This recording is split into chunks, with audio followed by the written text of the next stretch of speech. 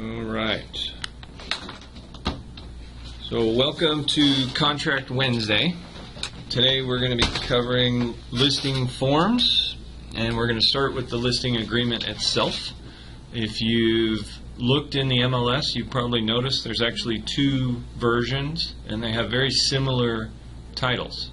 So I'm going to make sure that you understand what the differences are between the two of them, and then I'm going to coach you to always use Form 1A.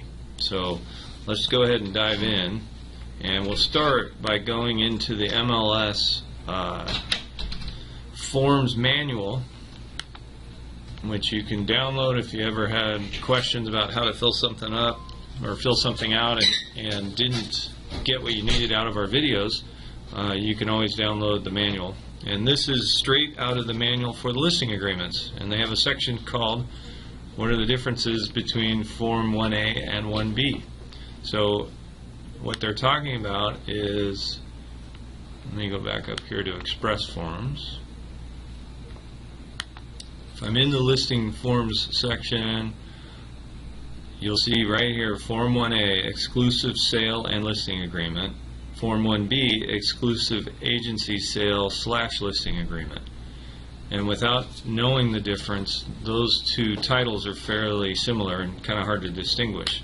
So here's what separates them. Form 1A versus Form 1B, the difference being between exclusive sale and listing agreement, Form 1A, and the exclusive agency sale and listing agreement, Form 1B, is whether or not the owner can sell the property without the payment of a commission. If you use Form 1A, the owner must pay a commission even if the property is sold direct, not through you.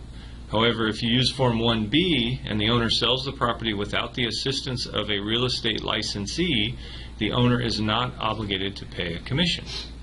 So the pitfalls for you as an agent are if you list a home and start marketing it, and then the seller says, oh, by the way, I found this buyer, he wants to buy it directly, and we're going to do that deal so I don't have to pay you. There's no way to prove that that buyer didn't somehow see your marketing. You know, he probably became aware of the home's availability through your marketing.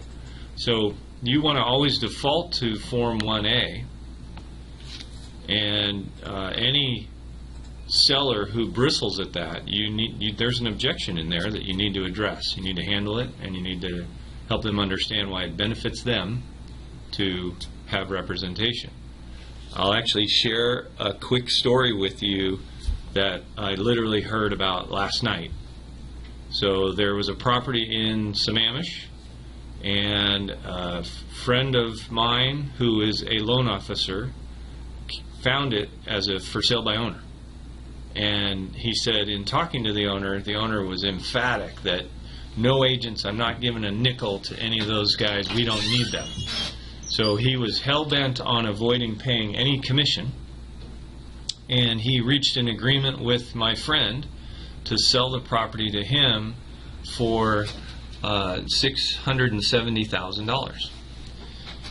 Then the buyer got an appraisal that came in at $790,000. So $120,000 swing, all because the seller wasn't interested in paying $40,000 or $50,000 in commissions. How smart is that? Right? So be very leery of sellers who are going to try and screw you, and the best way to avoid that is to use Form 1A. Make sense? All right, so let's dive into Form 1A. So here is the exclusive sale and listing agreement. And the way you want to think about this when you're signing up a listing is you're going to have two primary documents that you will fill out and get executed by the seller. And then there's a number of supporting documents that could come into play and you will get executed by the seller if applicable. So for example, if it's a home built older than 1978, you should preemptively get a 22J filled out and have that included in your listing. You should get a legal description initialed and have that included in your listing. You should get a Form 17 filled out and have that included in your listing. So as you work through what the requirements of the home are, if it has a well or a septic, there are other documents that you'll want to gather. But it all starts with the listing agreement and the listing input form. So those are the two that we're going to cover today, starting with this one. Right? So the listing agreement is where they are hiring you and your firm to represent them and hold the property out for sale. Right? So let's just go through what it says. It's not a very long form. It's only 2 pages in length, and it covers things like term and commissions. So, paragraph 1, definitions. For the purpose of this agreement, A, MLS means the Northwest Multiple Listing Service, and B, sell includes a contract to sell, an exchange or contract to exchange, an option to purchase and or lease with option to purchase. Why do you think they have to clarify that? Isn't sell or sold widely known? Well, no. They're writing it this way because you actually earn your commission when you find a buyer. When the buyer and seller have reached an agreement, that means you have procured a buyer and the commissions have actually been earned at that point. It does not have to close for you to get paid. So that's why this is clarified, because they want to make sure that that's how it reads. Right? Paragraph 2, agency, dual agency. Seller authorizes firm to appoint, so this is where your name would go, as seller's listing broker. This agreement creates an agency relationship with listing broker and any of firm's brokers who supervise listing broker's performance as seller's agent, supervising broker. So really what they're doing is they're hiring MLP Real Estate, right? I can type real estate, and then they're appointing you, right? So the relationship is with the firm, and you are just appointed as the agent. So that relationship goes upstream and would carry on through to your designated broker and anyone in a supervising role for you. And that's a good thing, because that keeps us all focused on making sure that we fulfill the fiduciary duty that we have to that seller. All right? If the property is sold to a buyer represented by one of firm's brokers other than the listing broker, buyer's broker, seller consents to any supervising broker who also supervises buyer's broker acting as a dual agent. Now that's a little bumpy language, but what that's saying is if Doris represents the seller and Ashley brings a buyer, they're preemptively authorizing me, because in that capacity I'm technically and legally acting as a dual agent, because you guys both work under me. So this is saying, hey, that's okay. And that's because in Washington State it is legal to have dual agency. Is this on recorder? Yeah. Okay. But you can ask a question. Okay, so what if I'm listing and I find a buyer? Is that a dual agency, or can I do that? That's dual agency, and it's totally legal. Okay. All it has to do is be disclosed, Okay. and you can't say anything to one that you wouldn't say to the other. And we'll have a whole separate video on that, but that's a great question, because that's kind of what we're talking about. Yes. All right? So it's totally legal. You just got to be very careful, and you don't want to betray your duty to either party. Okay?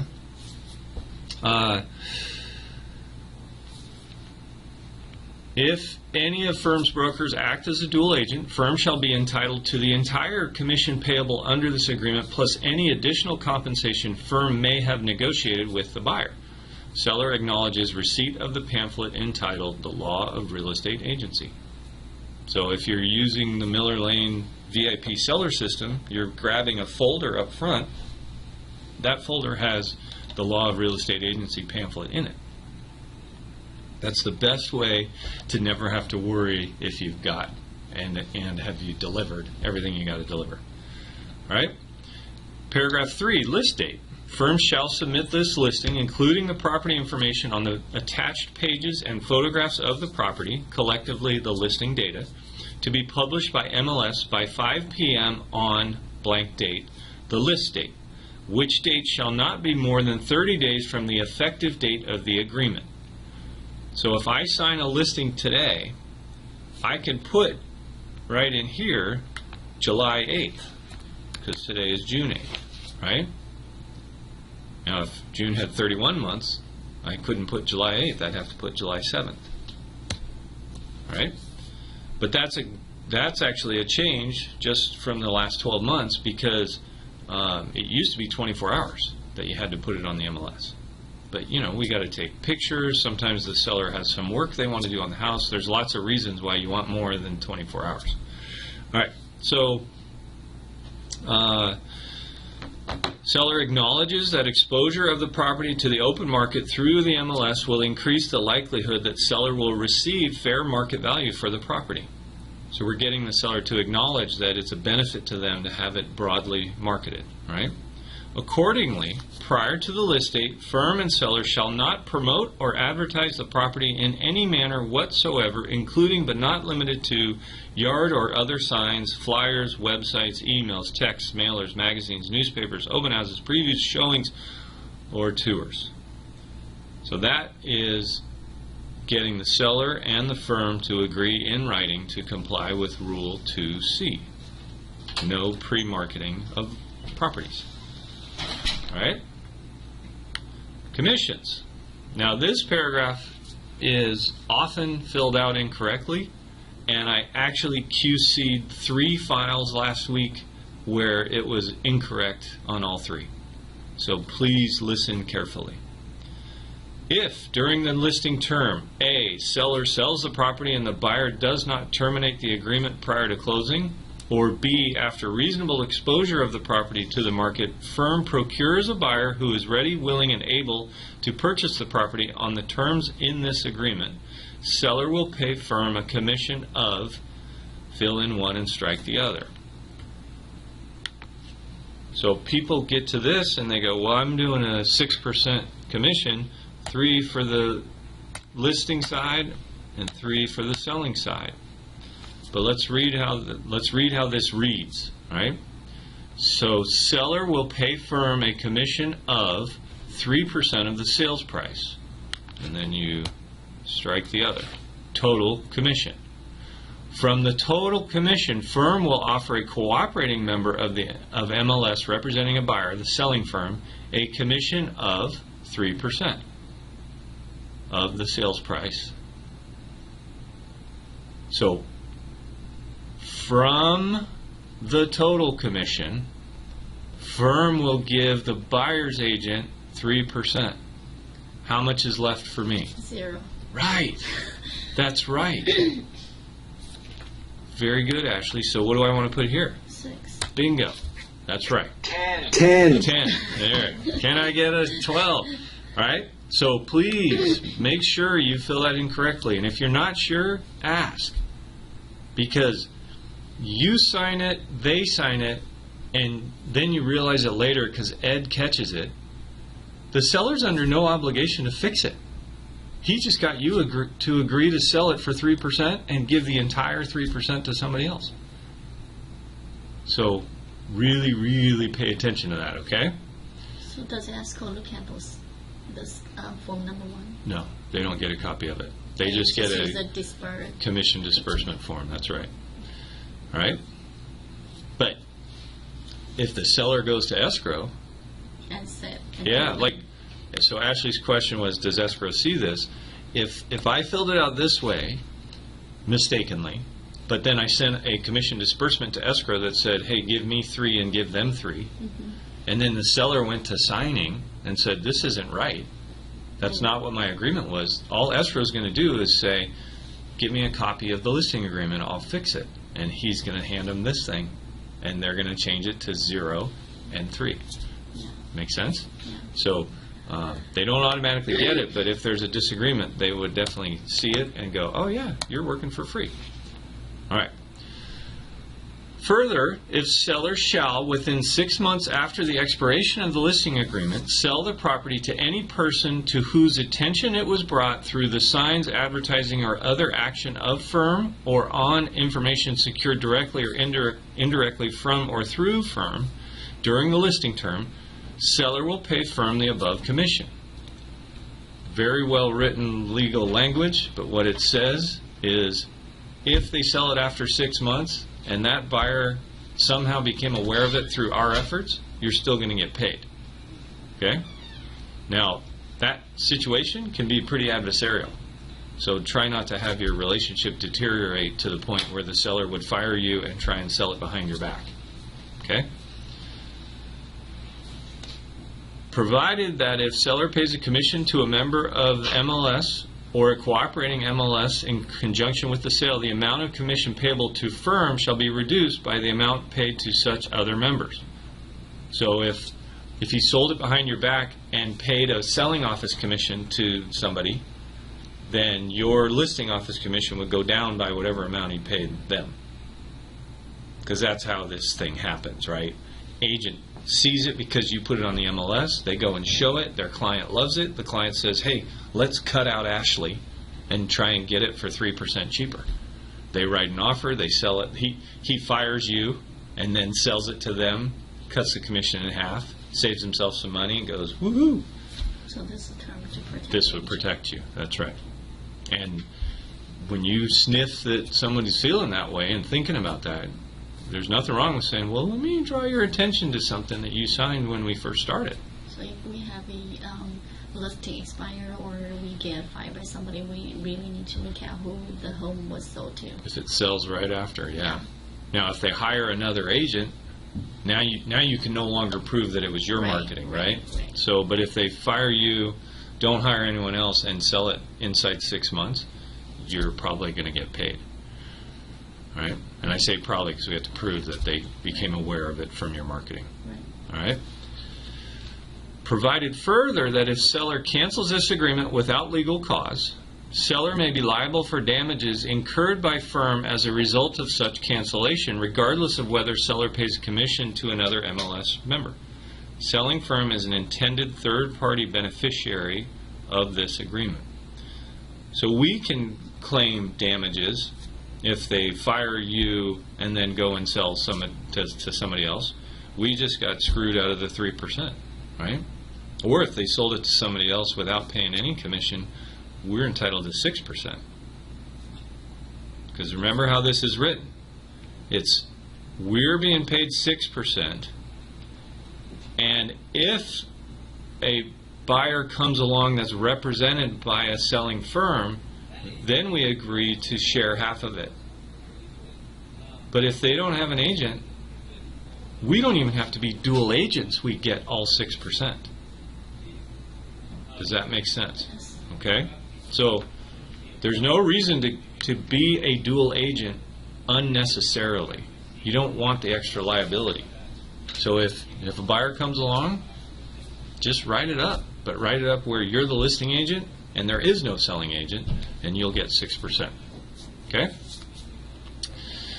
Paragraph 5, short sale, no distressed home conveyance. If the proceeds from the sale of the property are insufficient to cover the seller's costs at closing, seller acknowledges that the decision by any beneficiary or mortgagee or its assignees to release its interest in the property for less than the amount owed does not automatically relieve seller of the obligation to pay any debt or costs remaining at closing, including fees such as firm's commission.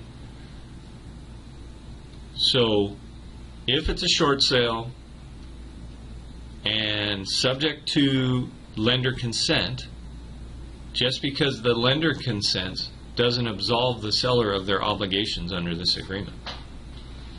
That's why our loss mitigation department, Scott, works so hard to make sure that the lender not only consents, but agrees to pay all that stuff for the seller. Okay? Firm will not represent or assist seller in a transaction that is a, quote, distressed home conveyance as defined by Chapter 61.34 RCW unless otherwise agreed in writing. So the state passed a law that defined a distressed home conveyance. And that is where a homeowner is in distress, behind, upside down on their equity, and they're basically giving away their equity. That's illegal. So we're saying we would never participate in that. All right? A distressed home conveyance is a transaction where a buyer purchases property from a distressed homeowner, allows the distressed homeowner to continue to occupy the property, and promises to convey the property back to the distressed homeowner, or promises the distressed homeowner an interest in or portion of the proceeds from a resale of the property. That's the shell game that people were doing to screw people out of their equity. So let's say Ashley's a distressed homeowner and you're behind on your payments, but you have a bunch of equity in your home. I might come in, if I'm a sleazeball, and convince you, hey, let me bring your home current so you don't lose it to foreclosure and you don't lose all that equity, right? We'll work out an arrangement where I'll loan you the money and you're going to pay me interest to pay me back, right? So I lend you $20,000, you sign a quitclaim deed, you just moved your house into my name, but you believe I'm going to give it back to you once you get on your feet, and I don't. I just stole your equity for $20,000. That's how they did it. That's why this law got passed, and that's why it's illegal and we would never participate in it. Does that make sense? So that paragraph is simply in here to say, hey, we're just going to make a pronouncement right here and now that if this is a distressed home conveyance, we're out. We will not participate in that. So by having the seller sign this, he's saying this is not a distressed home conveyance. Okay? Key box. Firm is authorized to install a key box on the property. Such key box may be opened by a master key held by members of the MLS and their brokers. A master key also may be held by affiliated third parties such as inspectors and appraisers who cannot have access to the property without firm's prior approval, which will not be given without firm first making reasonable efforts to obtain seller's approval. So we're preemptively getting that seller's authorization to hang the key box, but we're also giving him assurances that, hey, agents and appraisers and inspectors all can get into the home, but we'll make sure that we try and coordinate that through you. If it's a vacant home, then there's less responsibility to do that. Paragraph 7, seller's warranties and representation. Seller warrants that seller has the right to sell the property on the terms herein and that the property information on the attached pages to this agreement is correct. Further, seller represents to the best of seller's knowledge that there are no structures or boundary indicators that either encroach on adjacent property or on the property. Seller authorizes firm to provide the information in this agreement and the attached pages to prospective buyers and to other cooperating members of the MLS who do not represent the seller and in some instances may represent the buyer. If seller provides firm with any photographs of the property, seller warrants that seller has the necessary rights in the photographs to allow firm to use them as contemplated by this agreement. Seller agrees to indemnify and hold firm and other members of the MLS harmless in the event the foregoing warranties and representations are incorrect. Quick little story. This language is because of a lawsuit that we were involved in. Oh, really? One of our clients used photos that were copywritten, claimed to us that he had the rights to use them, and the company that took the photos and had the rights has a crawler. Like Getty Images can tell when a Getty image is being displayed on the internet, and they can sue that person for illegally using that photo. Well, this company wasn't Getty, but they had the same technology. We got a letter saying cease and desist and pay damages. So there's actually DCMA is, I forget what the acronym stands for, but it's to protect people that reuse photos when they are told that they have the right to use them, though they may not have. Because think about it, the photos that we put on that listing were now on every website on the internet, yes. Right? So millions of agents were using unlicensed photos, yes. But we didn't know it, and neither did they. So we're putting language in the listing agreement here that says, hey seller, if you give us photos, we're going to take your word for it that you have the right to use those photos in the purposes that are contemplated in this agreement, which means to promote the house. Okay? Closing. Seller shall furnish and pay for a buyer's policy of title insurance showing marketable title to the property. Seller shall pay real estate excise tax and 1/2 of any escrow fees or such portion of escrow fees and any other fees or charges as provided by law in the case of a FHA or VA finance sale. Rent, taxes, interest, reserves, assumed encumbrances, homeowners' fees, and insurance are to be prorated between seller and the buyer as of the date of closing. Seller shall prepare and execute a certification, NWMLS Form 22E or equivalent, under the Foreign Investment in Real Property Tax Act, FIRPTA, at closing. If seller is a foreign person or entity and the sale is not otherwise exempt from FIRPTA, seller acknowledges that a percentage of the amount realized from the sale will be withheld for payment to the Internal Revenue Service. We want to make sure that the IRS gets what they are entitled to, because otherwise they'll come after all of us, and we don't want that, right?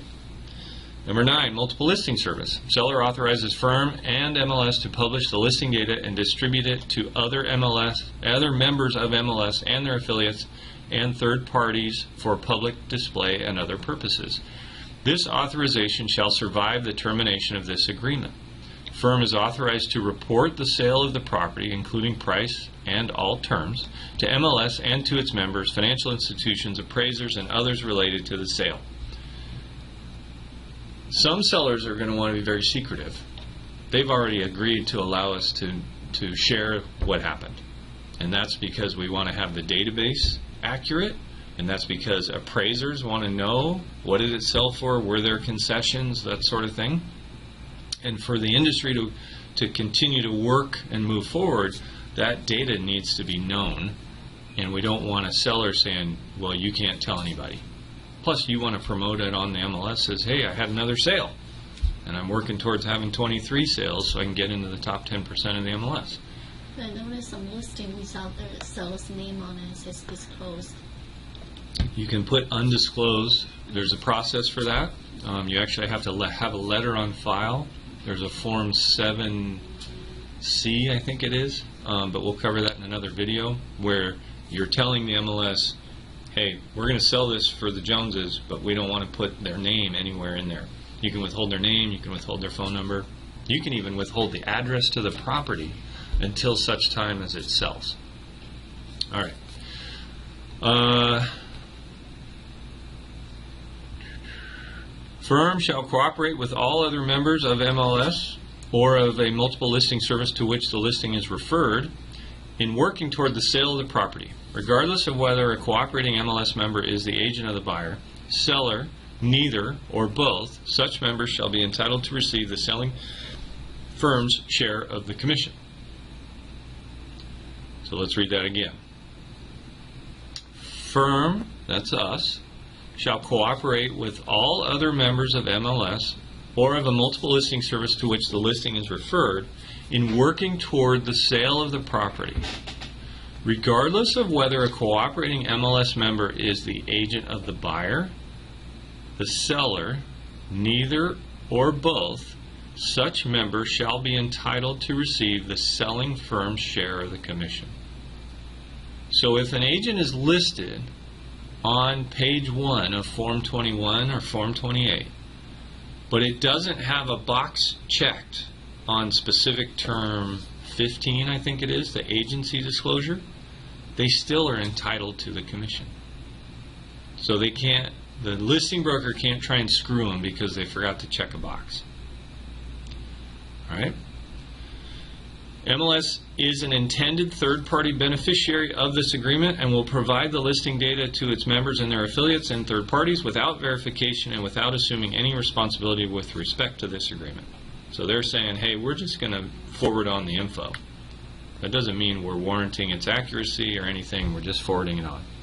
Number 10, property condition and insurance. Neither firm MLS nor any members of MLS or any multiple listing service to which the listing is referred shall be responsible for loss, theft, or damage of any nature or kind whatsoever to the property, any personal property therein, or any personal injury resulting from the condition of the property, including entry by the master key to the key box and or at open houses.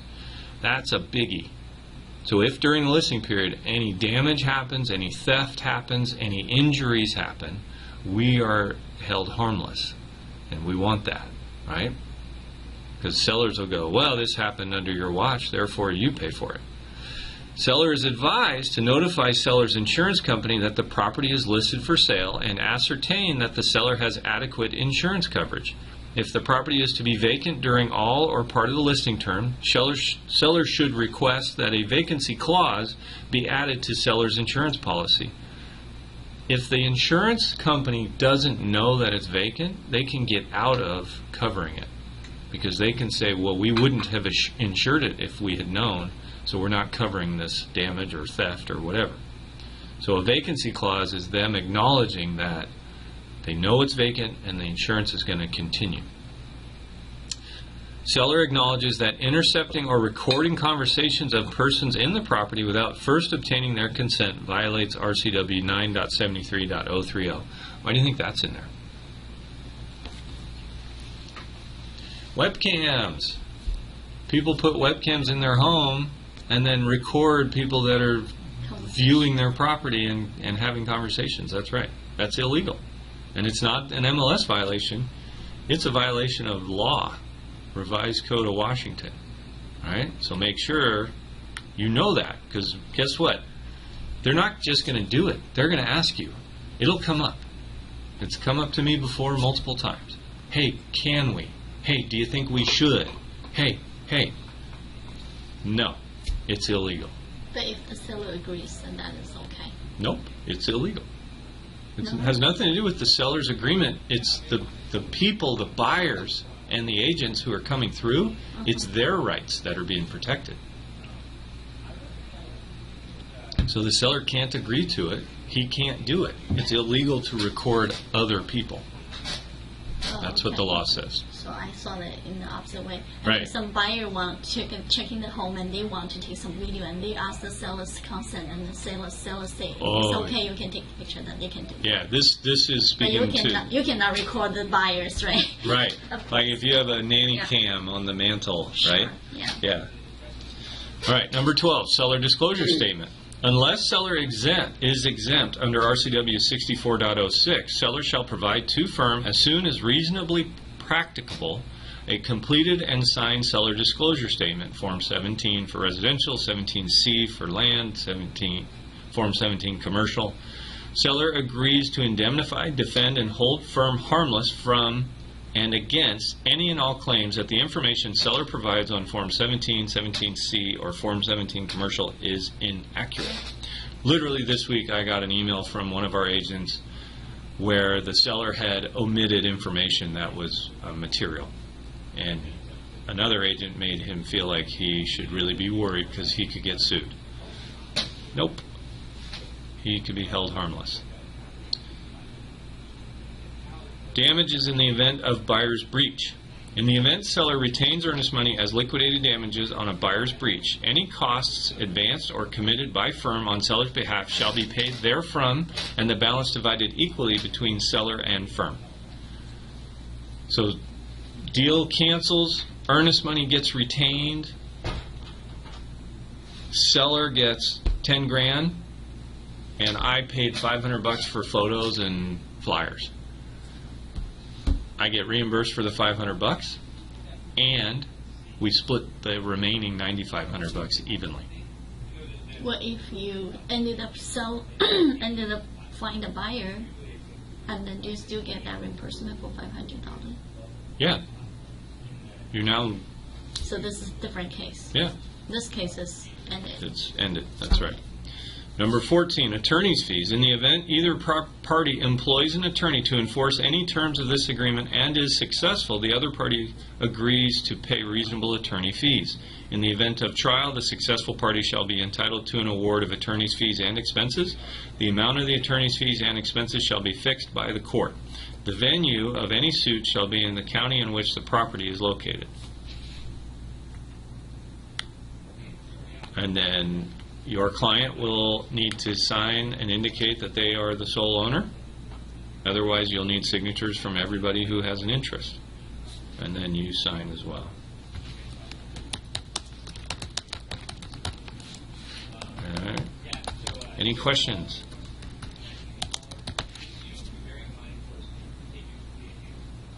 So can you see how this is pretty comprehensive, thorough, and protects you and the firm, right? Yeah. Now, I committed to you to cover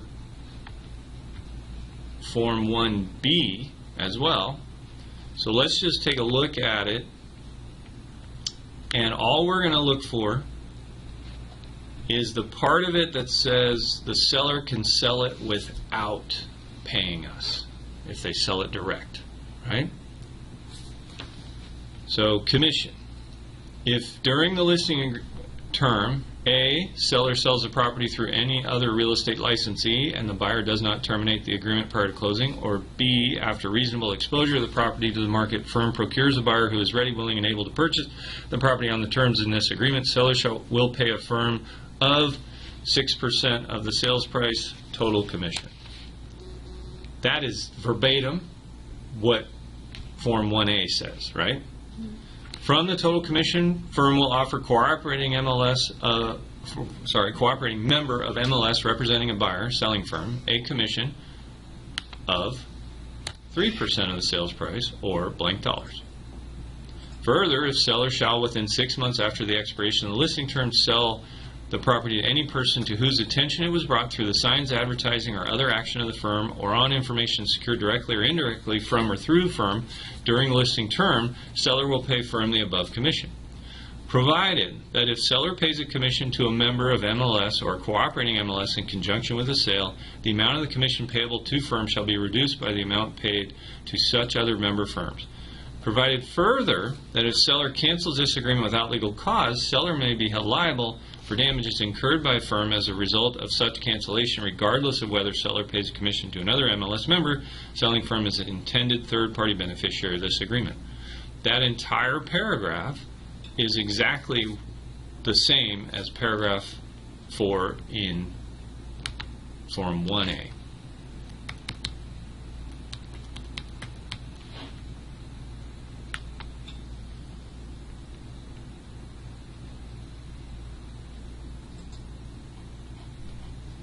Now, let's find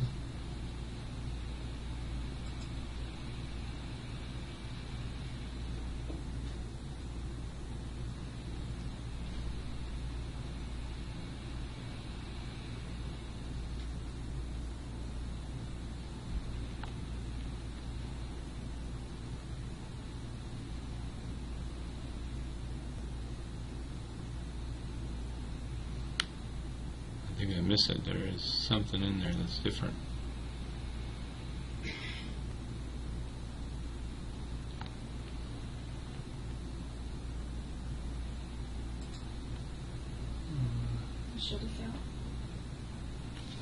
No, I'm looking for the part where it says the seller can sell it without paying.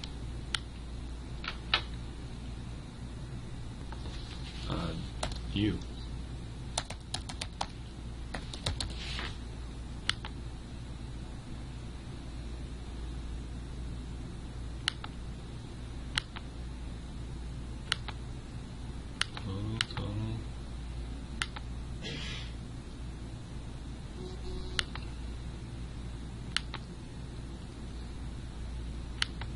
I knew that.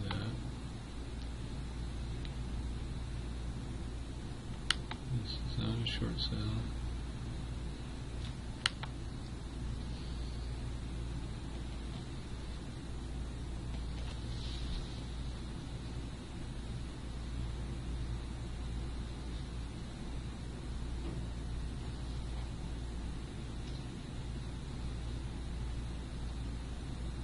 Wow.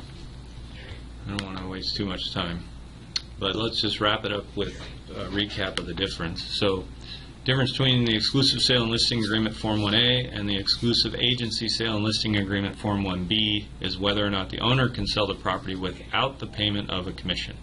If you use 1A, the owner must pay a commission even if the property is sold direct, not through you. However, if you use Form 1B and the owner sells the property without the assistance of a real estate licensee, the owner is not obligated to pay a commission. So the moral of the story is use Form 1A, not B. Any questions before we cut off the recording? in this case, if a MIS agent find the listing and look for the seller Uh-huh. directly, Right, cut the listing agent in the middle, right. and then in this case, the listing agent get the commission or not? Yes, you get Of it. course. As long as you use Form 1A. Oh, I mean 1B in this case. I don't know, I'd have to know more details about it. Okay, like so. I'm going to go ahead and stop the recording Okay. if my computer wants to cooperate.